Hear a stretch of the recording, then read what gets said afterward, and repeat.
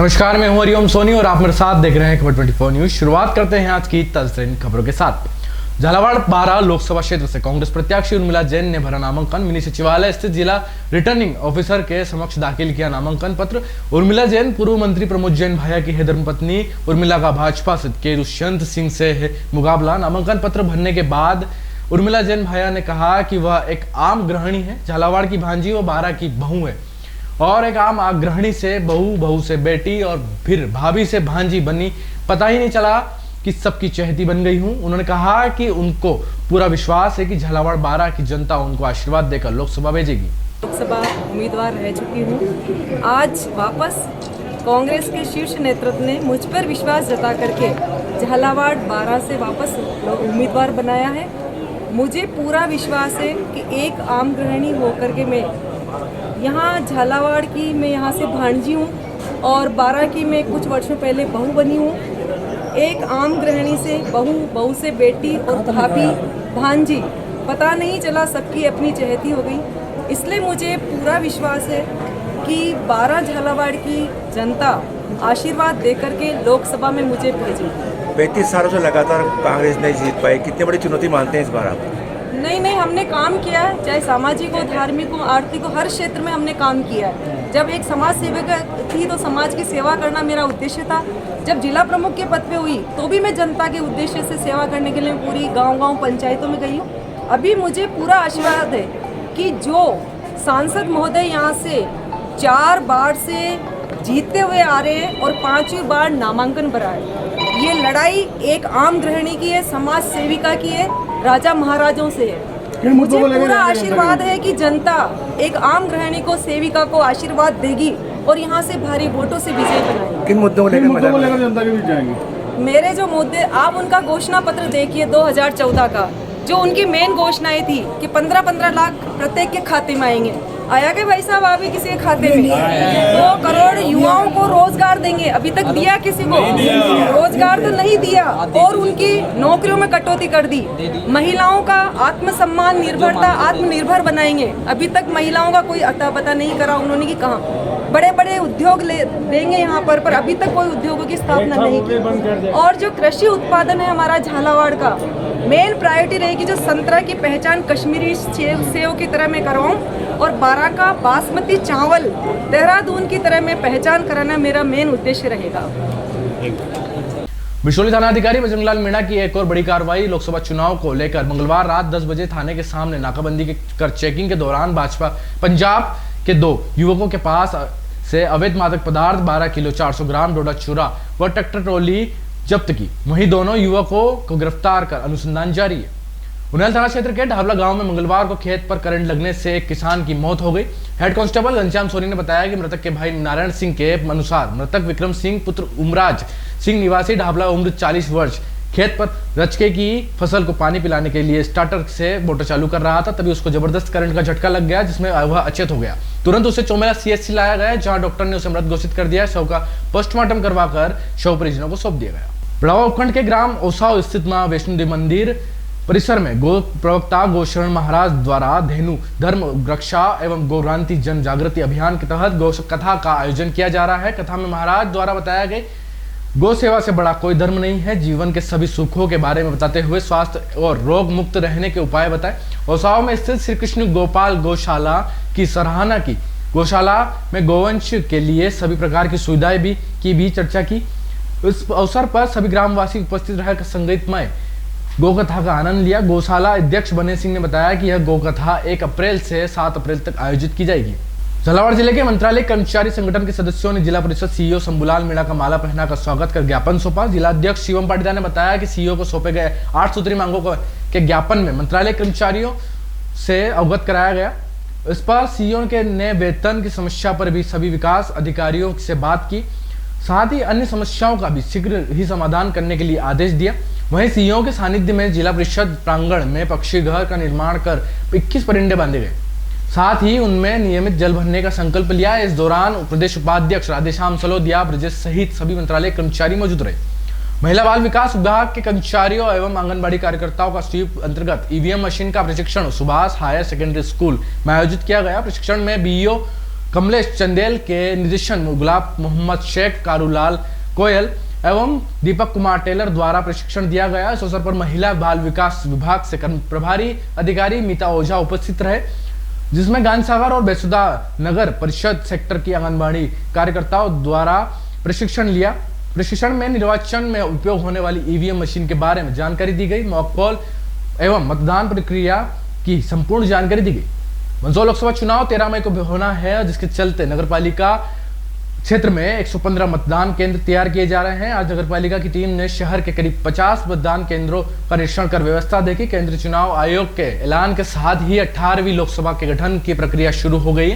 17वीं लोकसभा का कार्यकाल 16 जून 2024 को पूरा हो रहा है। देश में चुनाव 7 चरणों में होंगे और सभी सीटों के लिए मतों की गिनती 4 जून को होगी। सीतामऊ एसडीएम स्वाति तिवारी ने बताया कि सीतामऊ विकास खंड अंतर्गत कुल 305 मतदान केंद्र बनाए गए हैं और जिन मतदान केंद्रों पर मतदान प्रतिशत कम हुआ उन मतदान केंद्रों पर स्वीप के माध्यम से और जन जागरूकता के माध्यम से मतदान के बढ़ाने के लिए प्रयास किया जाएगा। वहीं एसडीएम ने बताया कि स्ट्रांग रूम की सुरक्षा बड़ी जिम्मेदारी है और इसकी सुरक्षा में कोई चूक नहीं हो, इसलिए कड़ी सुरक्षा की गई है। यहाँ सभी जगह सीसीटीवी कैमरे लगाए गए हैं और सुरक्षा की तमाम व्यवस्था की गई है। वहीं भाजपा एवं कांग्रेस के प्रतिनिधियों के सामने स्ट्रांग रूम को सील किया गया। मंदसौर शहर के दसपुरा कुंज बगीचे में होली के बाद मनाया जाने वाला गणगौर का पर्व के दौरान बड़ी संख्या में महिलाएं पहुंची। इस दौरान उन्होंने आने वाले लोकसभा चुनाव से अधिक मतदान करें, इसके लिए भी जागरूकता हेतु कार्य किया। इस दौरान महिलाओं द्वारा धार्मिक भजनों पर नाच गाना भी किया गया।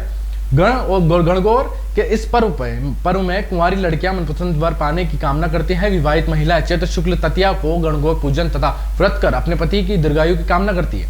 होलिका दहन के दूसरे दिन चैत्र कृष्ण प्रतिपदा से चैत्र शुक्ल तृतीया तक 18 दिनों तक चलने वाले त्योहार हैं गणगौर।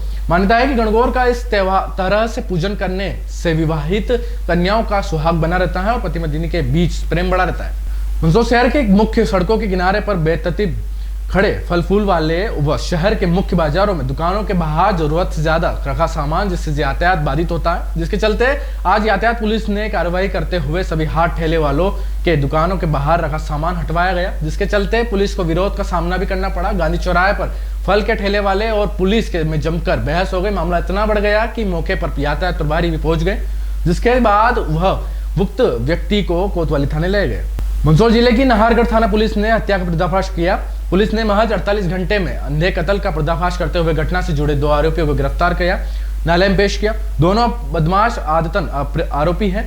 पूर्व में भी इनके खिलाफ अलग अलग थानों में प्रकरण दर्ज है। बदमाशों ने अवैध संबंधों की शंका के चलते शांतिलाल सूर्यवंशी की मौत को घाट उतार दिया, जिसके बाद अब पुलिस ने पूरे मामले का खुलासा करते हुए बताया कि गत दिनों 30 मार्च को 50 वर्षीय शांतिलाल पिता चैन राम सूर्यवंशी निवासी राय सिंह पिपलिया का शव रंजित हालात में राय सिंह पिपलिया और हिंगोरिया बड़ा के कच्चे रास्ते पर मिला था। इसके बाद परिजनों ने मामले में शांतिलाल की हत्या का आशंका जताई थी और थाने के बाहर प्रदर्शन भी किया था। पुलिस ने मामले में तफ्तीश शुरू की, जिसके बाद पुलिस ने मुखबिर की सूचना के आधार पर दोनों बदमाशों को गिरफ्तार कर पूछताछ की। पुलिस पूछताछ में बदमाशों ने अपना जुर्म कबूला। पुलिस ने दोनों बदमाशों के खिलाफ हत्या का मुकदमा दर्ज कर आगे की कार्रवाई शुरू की। दिनांक 30 तारीख को एक सूचना मिली थी कि राय सिंह पिपलिया में जो है मृतक शांतिलाल की शव मिला है। इस संबंध में मार्ग पंजीबद्ध करके अग्रिम जांच की गई थी। जांच में पाया गया कि गांव के ही जो आरोपी है गोविंद सिंह, इसको ये शक था कि उसकी पत्नी का मृतक के बेटे से अवैध संबंध है। इसी बात को लेकर के इनका लड़ाई झगड़ा विवाद हुआ और इस लड़ाई झगड़े में उसकी मारपीट कर दी, जिसके कारण जो है शांतिलाल की मृत्यु हो गई। वर्तमान में जो है इसमें 2 आरोपी है, धर्मेंद्र राजपूत और गोविंद सूर्यवंशी, दोनों को आरोपी को गिरफ्तार कर लिया है। उनको माननीय न्यायालय में पेश किया जाएगा। आरोपी के खिलाफ पुराने में कोई प्रकरण दर्ज है? इसमें एक आरोपी है धर्मेंद्र राजपूत, जिसके खिलाफ जो है पूर्व से एनडीपीएस के भी अपराध पंजीबद्ध है और अन्य धाराओं के भी अपराध पंजीबद्ध है। आज की खबरों में फिलहाल नहीं, फिर मुलाकात होगी कुछ नई खबरों के साथ। तब तक के लिए देखते रहें खबर 24 न्यूज। नमस्कार।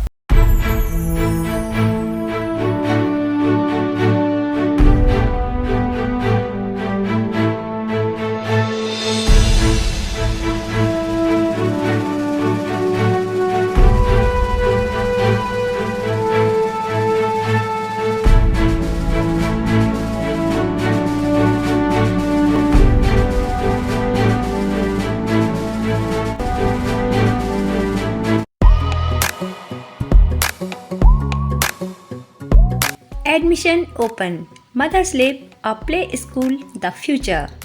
Begins here pre-nursery to UKG. Benefits of our classes: small classes size, loving and caring environments, individual education plans, dedicated teachers and staff, school vehicle facility. Address: Bhavna Kunj near Hanumanji Mandir, Housing Board Colony, Bhavani Mandi, District Jhalawad, Rajasthan. Mobile number 6378228422 98872674439. Note: 30 अप्रैल 2024 तक प्रवेश लेने पर fees में 21% तक की छूट। तो जल्दी कीजिए और इस योजना का लाभ उठाइए।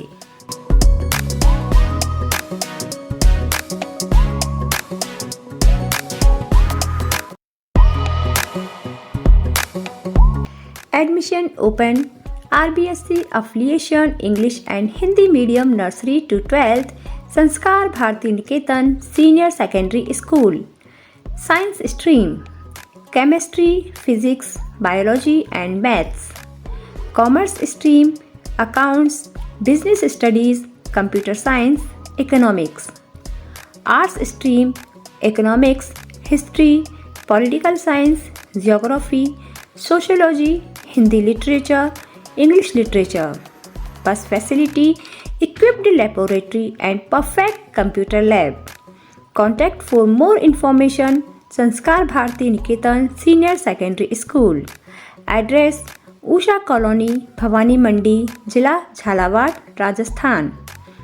Phone number 8769602008 9784883535.